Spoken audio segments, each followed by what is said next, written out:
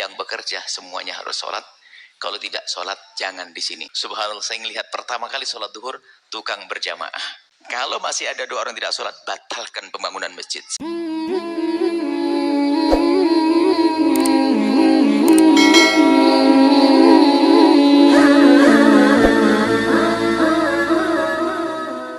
Dulu waktu bangun pondok di Cirebon itu, cari tukang yang sholat susah. Sedih saya, ya Allah. Cari tukang yang sholat kok susah. Apa tukang itu ahli neraka semuanya? Kan gitu, gak mungkin lah. Setiap dapat tukang yang sholat, keneknya tidak sholat. Padahal baru bangun kecil-kecilan, kayak gubuk-gubukan begitu. Wah, repot ini. Gimana bisa bangun gedung megah? Akhirnya kebetulan ada orang beri masjid sama bangunan pondok pertama situ. Daripada repot saya cari tukang, lebih baik kita memberi rambu-rambu kepada siapapun yang ingin bangun di situ. Tolong, yang bekerja semuanya harus sholat. Kalau tidak sholat, jangan di sini. Takut nanti saya kayaknya banyak ibadah, ceramah ke sana kemari, banyak amal, tak taunya di stop. Kamu Ustadz masuk neraka. Kenapa? Karena kamu membiarkan satu tukang di rumahmu tidak sholat. Wah, kacau ini. Maka yang kerja harus sholat. Kita beri peraturan dok begitu. Subhanallah. Akhirnya pas kerja pertama di masjid waktu itu rame, ada berapa puluh, 60, 30, 40 lebih orang. Subhanallah, saya melihat pertama kali sholat duhur, tukang berjamaah. Karena kita patok satu anak untuk menemani sholat berjamaah. Bisi-bisi di antara mereka apa? Enak, sholat. Cuman pasti ada yang kelihatan bandel. Ada itu, benar bandelnya saya di Bogor waktu itu. Buya, ada 2 orang tidak mau sholat. Terus, setiap sholat itu disuruh, pasti dia mojok ke belakang. Setelah ditanya, kamu salah nyuruh sholatnya, hanya nyuruh tok. Sodorkan sarung, mungkin dia tidak punya sarung. Baik, besoknya dikasih sarung. Pak sholat, ajib, sarung tidak diambil. Juga nggak mau sholat. Allah, luar biasa. Akhirnya, Pak, kata Buya, kalau mondok, kalau kerja di sini harus sholat. Rupanya orang itu memang pinter ya, dia masuk akal, dia ngomong, saya tidak kenal Buya, saya tidak kerja dengan Buya, saya kerja dengan Pak ini, mandor tukang yang waktu masjid waktu itu.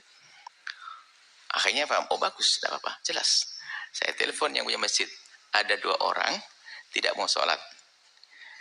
Kalau masih ada 2 orang tidak sholat, batalkan pembangunan masjid. Saya tidak perlu masjid kalau ada yang bangun orang tidak sholat, daripada saya masuk neraka.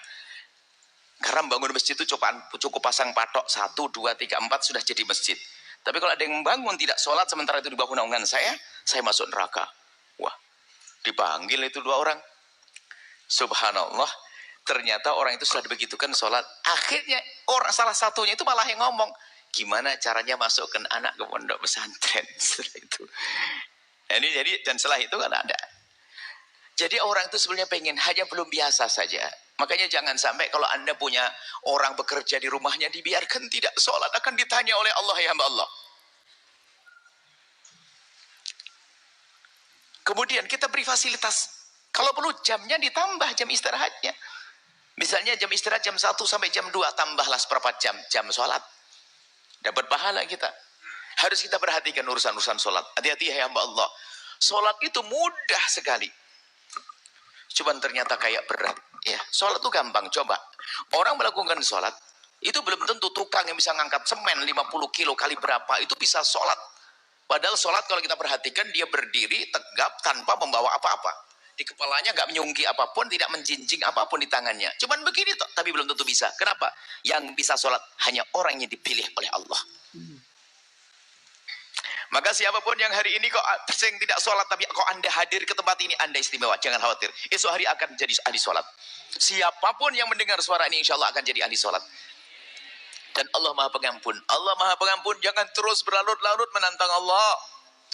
Atau melanggar Allah. Sholat mudah. Khususnya di perjalanan. Belum lagi sholat sunnah lebih mudah lagi. Baik, ini adalah gambar tentang sholat. Jangan sampai ada orang yang meninggalkan sholat. Kenapa harus sholat? Sholat adalah terus memperbaharui hubungan kita dengan Allah. Dan sekaligus dengan sesama manusia. Ngasahnya seperti itu. Sholat itu mengasah. Untuk mengecek kembali, ini benar enggak urusanku dengan Allah. Karena dalam kisah sholat itu kita masuk bab Isra Mi'raj. Dalam kisah sholat itu adalah Isra Mi'rajnya baginda Nabi adalah diberjalankan dari Masjidil Haram ke Masjidil Aqsa, kemudian dibawa naik ke atas langit ketujuh, sampai mendapatkan wahyu sholat. Dan di saat mendapatkan wahyu sholat, ini harus difahami.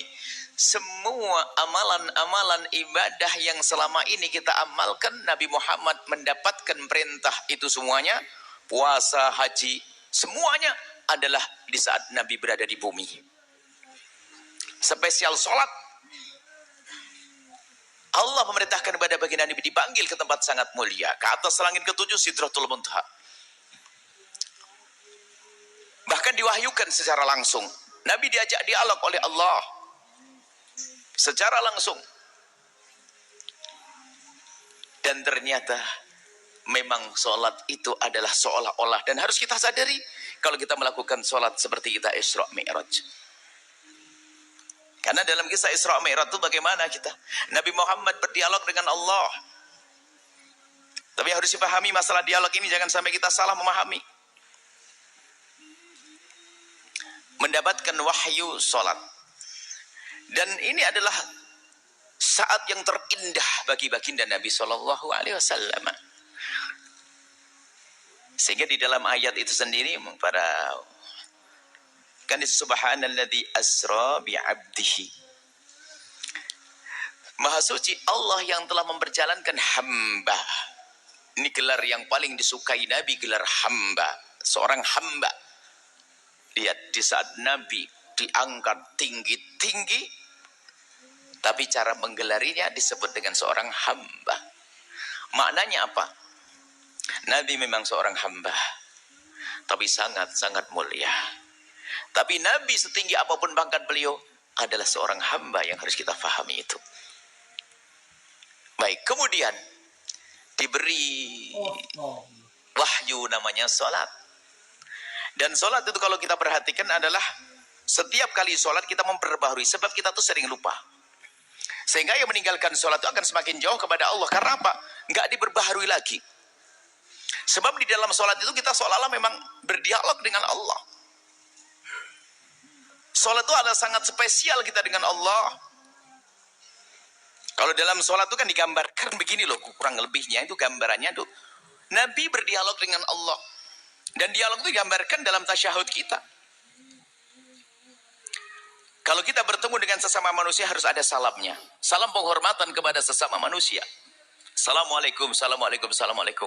Tapi bagaimana salamnya seorang hamba kepada Khalik sang pencipta? Lalu bagaimana salam kita dengan Allah? Apakah assalamualaikum ya Allah? Masa assalamualaikum ya Allah? Karena Allah adalah assalam. Dalam asmaul husna, assalamul mu'minul muhaiminul aziz, assalam, zat yang memberi keselamatan, assalam. Dan juga keselamatan dari Allah. Bagaimana assalamualaikum ya Allah? Tentu tidak seperti itu. Maka diajarkan kepada baginda Nabi, salam seorang hamba kepada Allah adalah yang kita setiap saat membacanya dalam sholat adalah at-tahiyatul mubarakatus salawatut tayyibatu. Itu adalah at-tahiyat, salam, salam. At-tahiyatul mubarakat, salam, salam yang penuh berkah. At-tayyibatu yang bagus, bagus sesungguhnya.